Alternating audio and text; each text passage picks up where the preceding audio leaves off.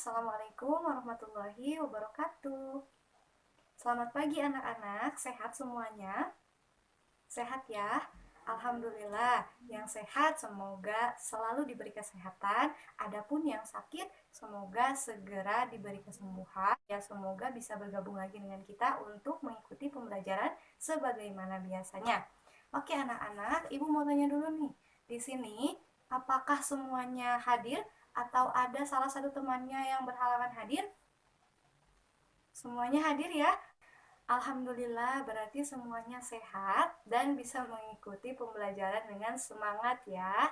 Baiklah kalau begitu, supaya pembelajaran kita lebih fokus, kemudian apa yang kita lakukan menjadi amal ibadah untuk kita, mari kita berdoa terlebih dahulu sebelum melaksanakan pembelajaran.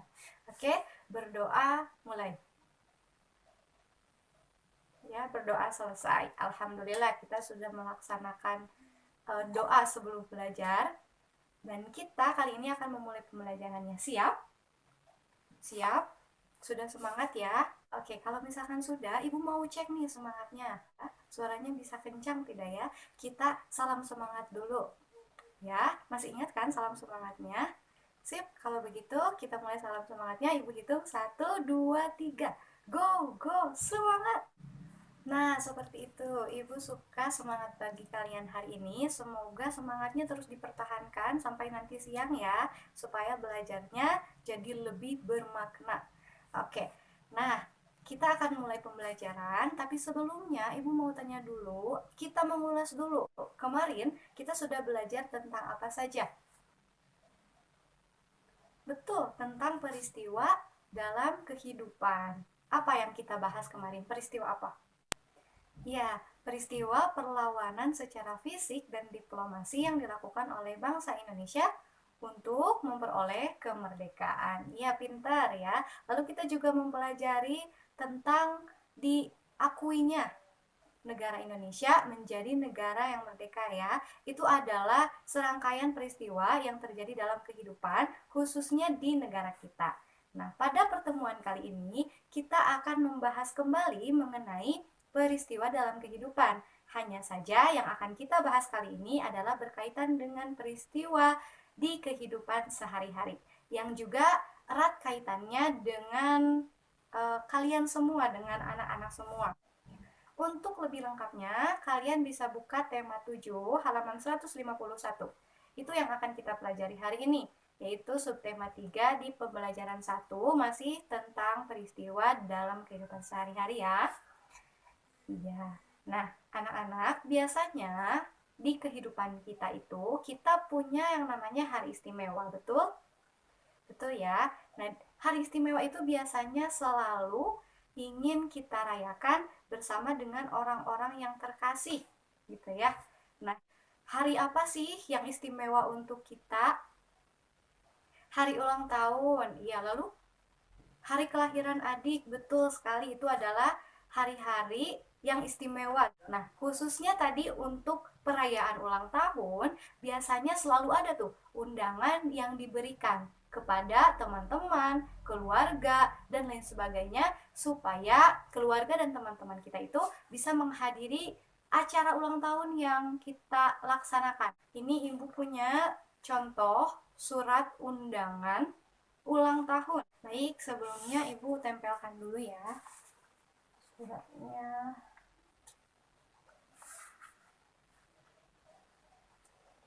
Nah, oke.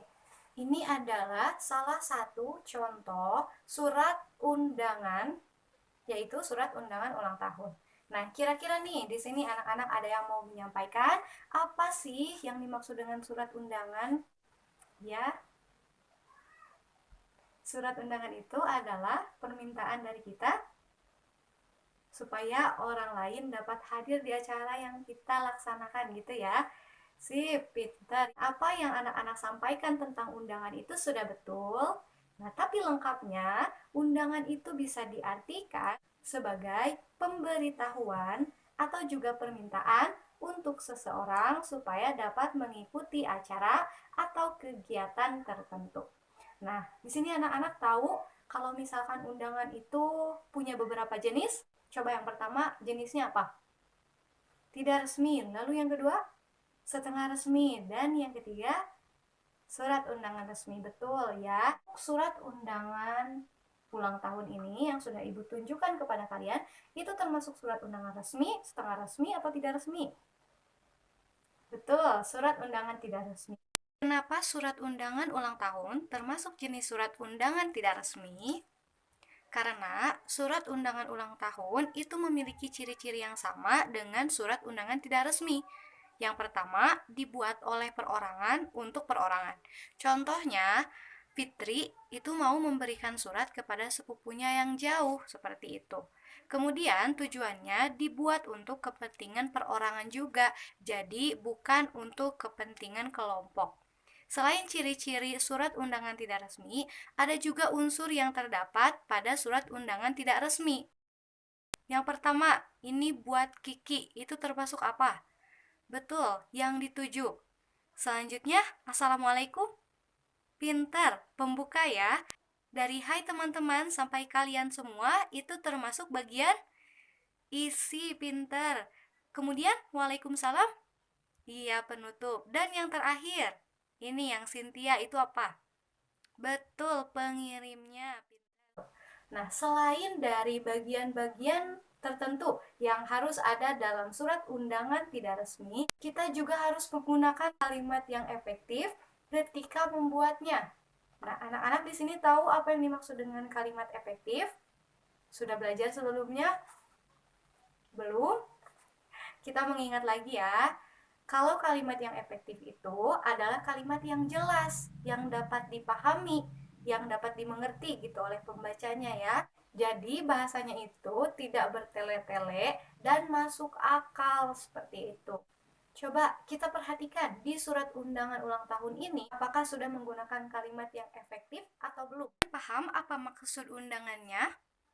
Paham ya? Tentang apa? Tentang acara ulang tahun yang diadakan Cynthia, undangannya untuk Kiki seperti itu ya. Jika dilihat dalam undangan ini itu sudah menggunakan kalimat yang efektif. Di mana ciri kalimat yang efektifnya? Coba anak-anak baca, kata-katanya itu teratur. Jadi tidak ada yang terbolak-balik. Kemudian kata sambungnya juga sesuai.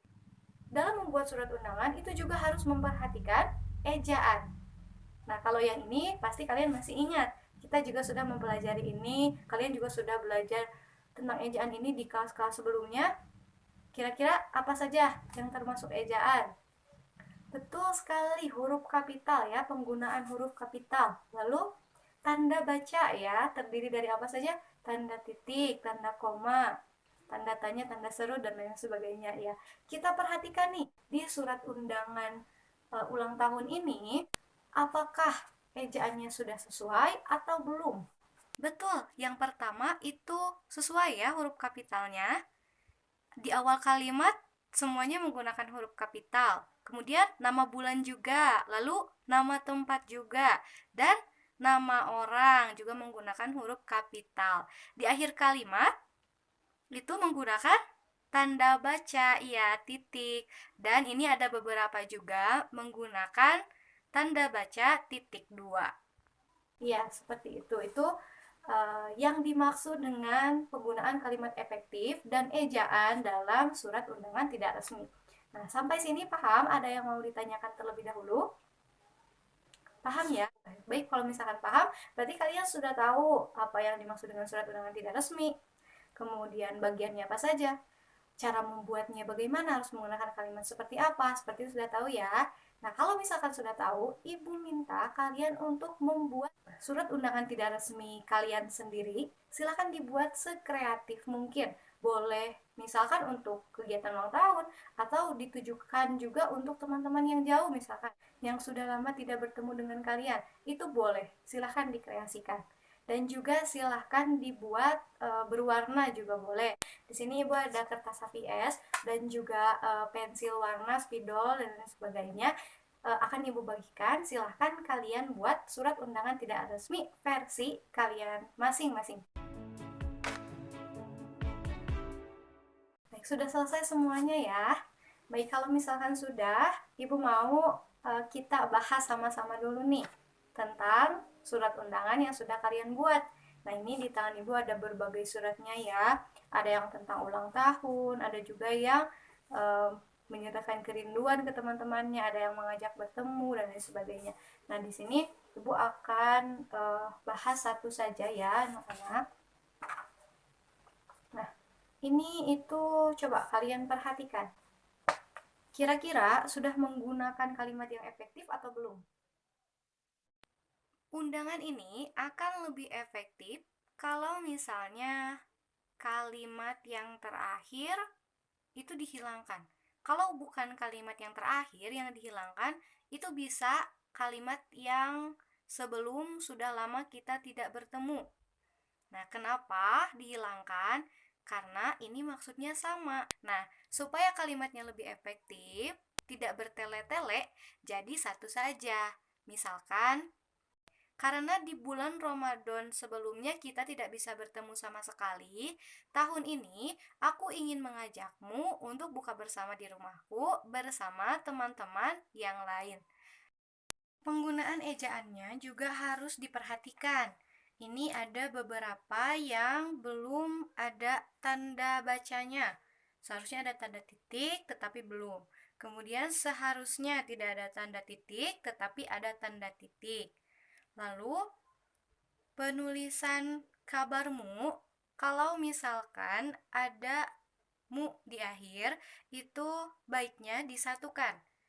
Selain itu, penulisan yang itu sebaiknya tetap tidak disingkat, karena ejaan yang baik itu adalah ejaan yang menggunakan bahasa baku. Kemudian, penulisan tahun juga menggunakan hak. Baik, tepuk tangan untuk kita semua. Ya, kalian semua sudah hebat, sudah bisa membuat surat undangan tidak resmi dan sangat kreatif gitu tadi Ibu lihat. Untuk surat undangan tidak resmi, ada yang mau disampaikan terlebih dahulu? Atau ditanyakan? Cukup? Baik, kalau misalkan cukup, kita lanjutkan. Nah, ini anak-anak masih berkaitan dengan peristiwa dalam kehidupan sehari-hari. Yang Ibu pegang, surat undangan yang sudah kalian buat, itu terbuat dari apa? Dari kertas, iya. Nah, kalau misalkan kertas ini dibakar, kira-kira wujudnya akan berubah atau tidak ya? Berubah ya? Iya, jadi apa? Jadi arang, betul. Nah, itu termasuk ke dalam peristiwa pengaruh kalor terhadap perubahan wujud benda.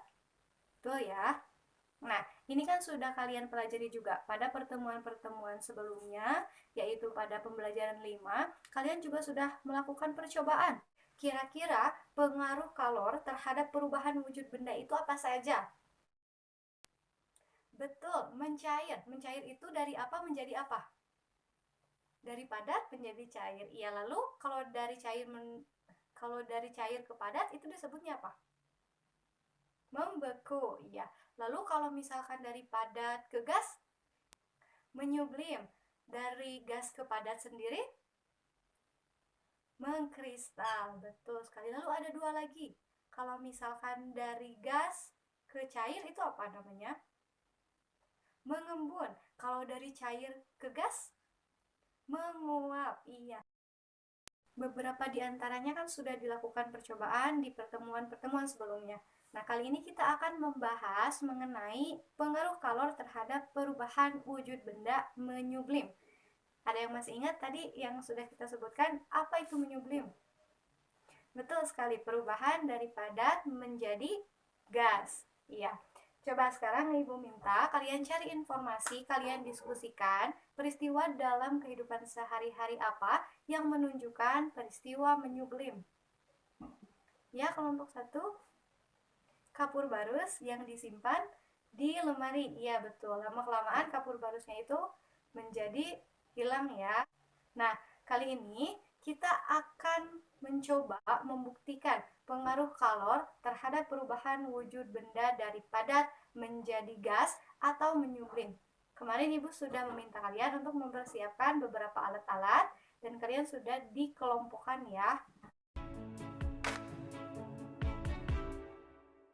Oke, silahkan sekarang perhatikan LKPD-nya. Ya. Kita akan melakukan percobaan pengaruh kalor terhadap perubahan wujud benda. Silakan kalian isi kelompoknya, mata pelajarannya, kemudian kelasnya. Lalu di petunjuk di sini kalian sudah mengikuti apa yang ada di petunjuk ya. Tadi sudah berkelompok dan lain sebagainya. Lalu silakan persiapkan alat-alat yang sudah kalian bawa di kelompoknya masing-masing. Coba yang pertama itu apa? 2 gelas untuk tumpuannya. Nah, lalu siapkan lilin. Kalian sudah membawa lilinnya? Sudah. Kemudian yang ketiga, siapkan 1 buah kaleng bekas. Boleh kaleng susu, boleh kaleng apapun, ya. Ibu juga di sini sudah menyediakan kapur barus. Kemudian kalian lihat di bagian cara. Lalu nanti amati perubahan apa yang terjadi. Silahkan kalian tuliskan dan simpulkan.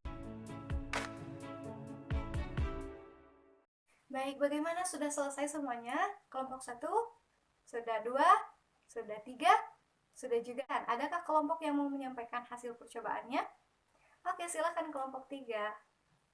Oke, kata kelompok 3, percobaan tersebut menunjukkan pengaruh kalor terhadap perubahan wujud benda itu dalam bentuk padat menjadi gas. Ya, disebut apa? Menyublim. Betul sekali. Jadi, kapur barus itu ketika dipanaskan gitu ya, mendapat pengaruh kalor itu menjadi gas. Ya. Tadi kalian lihat dari apa? Ada asap ya yang keluar ya. Sementara itu di kalengnya sendiri masih ada bau-bau dari kapur barus itu ya. Iya, nah itu disebut sebagai peristiwa menyublim. Kelompok 2 dan kelompok 1 apakah sama atau ada perbedaan? Jawabannya sama? Iya, betul sekali. Jadi kalian sudah melakukan beberapa percobaan ya terkait pengaruh kalor terhadap perubahan wujud benda. Dan salah satunya kita sudah lakukan di pertemuan hari ini. Baiklah anak-anak, pembelajaran kita hari ini sudah selesai. Tapi sebelumnya, mari kita simpulkan terlebih dahulu. Kita tadi belajar mengenai apa saja? Betul ya, kita belajar tentang surat undangan tidak resmi. Dalam surat undangan tidak resmi itu ada bagian-bagiannya. Ya, yang terdiri dari isinya, kemudian pengirimnya dan yang dituju. Surat undangan itu harus menggunakan kalimat efektif dan juga ejaan yang sesuai ya. Lalu selain itu kita belajar tentang apa lagi? Betul sekali, pengaruh kalor terhadap perubahan wujud benda. Percobaan yang sudah kita lakukan tadi itu menyimpulkan pengaruh kalor terhadap perubahan wujud benda dari apa menjadi apa? Ya, betul, dari padat menjadi gas. Nah, sampai di sini ada yang mau ditanyakan terlebih dahulu? Cukup? Baik, kalau misalkan cukup, ada soal evaluasi yang harus kalian kerjakan. Jadi sebelumnya silahkan kalian duduk di tempat masing-masing kembali. Karena soal evaluasinya harus kalian kerjakan secara individu atau sendiri-sendiri ya. Ibu bagikan soal evaluasinya. Waktu untuk mengisi soal evaluasinya itu 5 menit cukup. Silahkan diisi dari sekarang.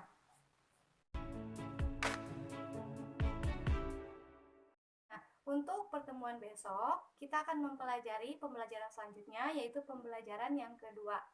Silahkan dipelajari terlebih dahulu materinya untuk kita bahas besok sama-sama. Baiklah, kalau begitu Ibu ucapkan terima kasih yang sebanyak-banyaknya kepada kalian semua yang sudah mengikuti pembelajaran hari ini dengan baik. Ibu harapkan semangat kalian masih terus berlanjut di pembelajaran selanjutnya, termasuk juga besok ya. Terima kasih, Ibu tutup. Wassalamualaikum warahmatullahi wabarakatuh.